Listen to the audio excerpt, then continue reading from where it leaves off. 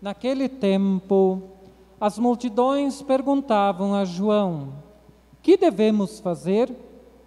João respondia: quem tiver 2 túnicas, dê uma a quem não tem, e quem tiver comida, faça o mesmo.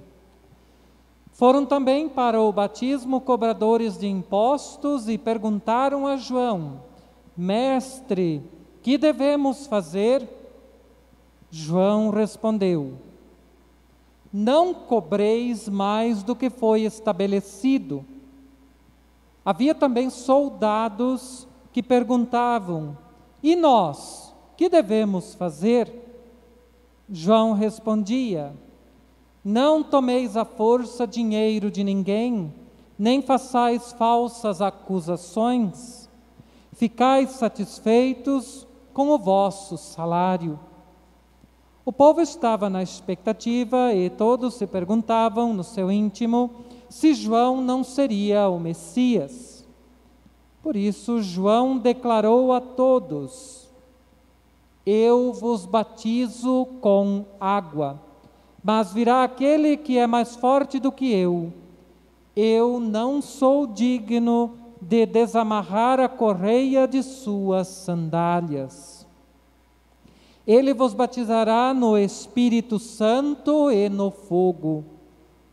Ele virá com a pá na mão, vai limpar sua eira e recolher o trigo no celeiro. Mas a palha ele a queimará no fogo que não se apaga. E ainda de muitos outros modos, João anunciava ao povo a boa nova. Palavra da salvação. Glória a vós, Senhor.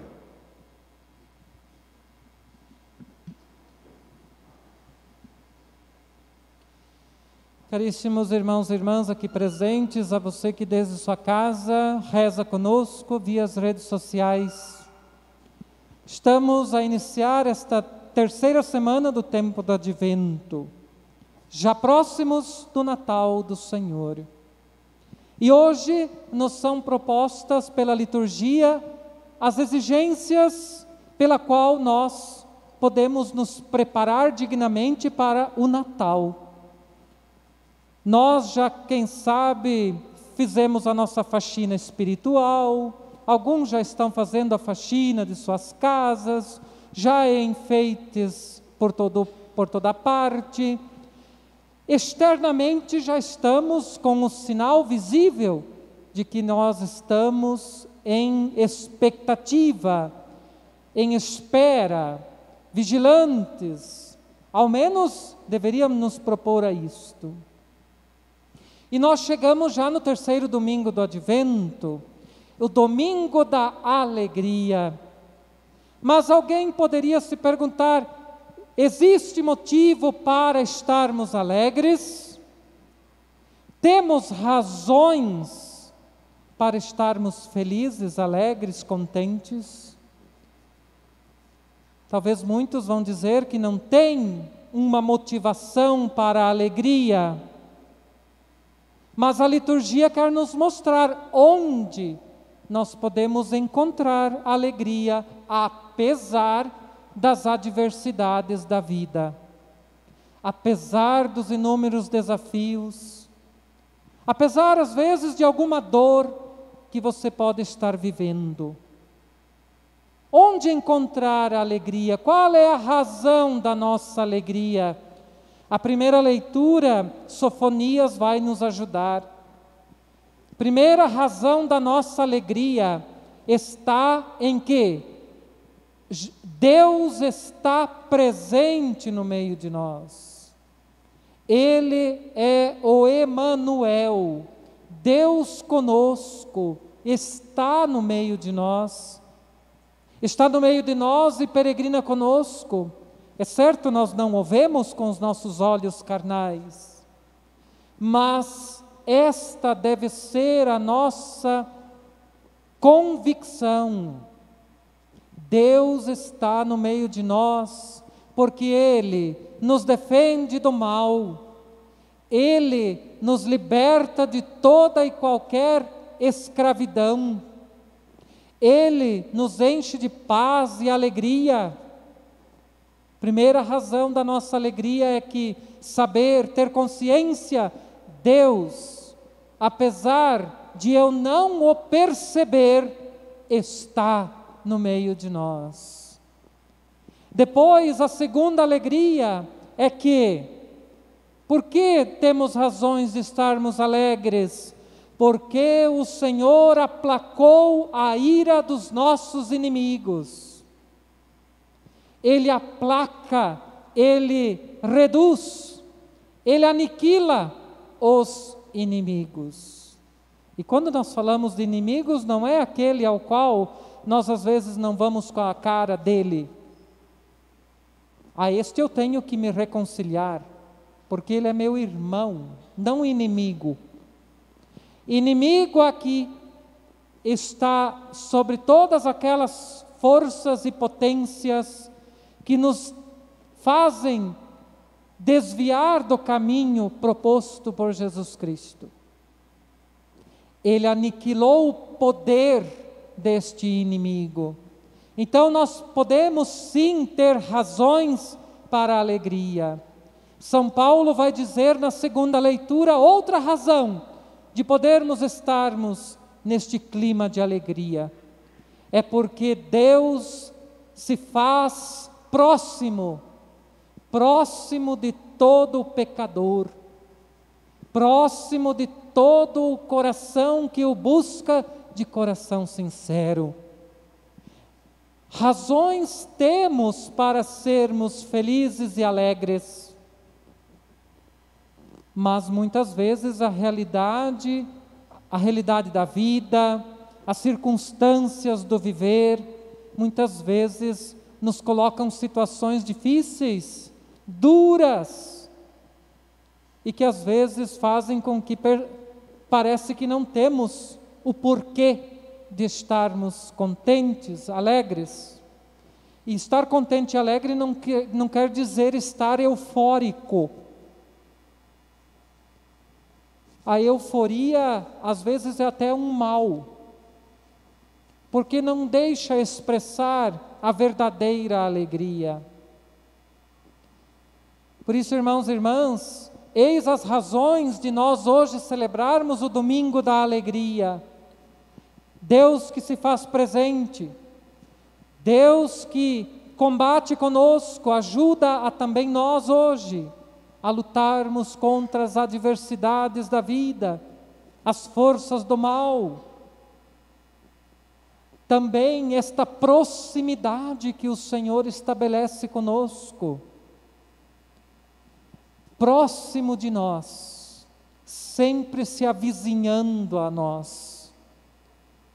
Ele se avizinhou tão perto de nós que nasceu em Belém. O nosso coração é hoje esta Belém, ao qual precisa acolher novamente este Salvador que nos vem. Vem com a sua luz, vem na simplicidade, vem na humildade, vem na pobreza, para dizer que Ele, apesar de ser grande, se torna pequeno para nos engrandecer, para nos levar à plenitude da vida. Por isso, irmãos e irmãs, tempo do advento, neste terceiro domingo, a alegria sempre desponta quando sabemos que tem alguém que trabalha em favor do povo, tem alguém que sempre doa a sua vida em favor dos mais necessitados. Isto deve nos alegrar. A característica de Deus é esta: se doa sempre, se dá sempre em corpo, alma, divindade, para nutrir em nós o germe de eternidade, que nós alcançaremos a plenitude da vida no seu reino. João está a anunciar, e neste anúncio de João ele está preocupado. O plano de Deus para a humanidade é perfeito, é belo, mas João se preocupa porque o pecado pode destruir, pode manchar, ou pode às vezes nos desanimar neste projeto de Deus para a humanidade. O que então João nos aconselha a fazer? Poderíamos nós também pedir hoje: Senhor, o que nós precisamos fazer?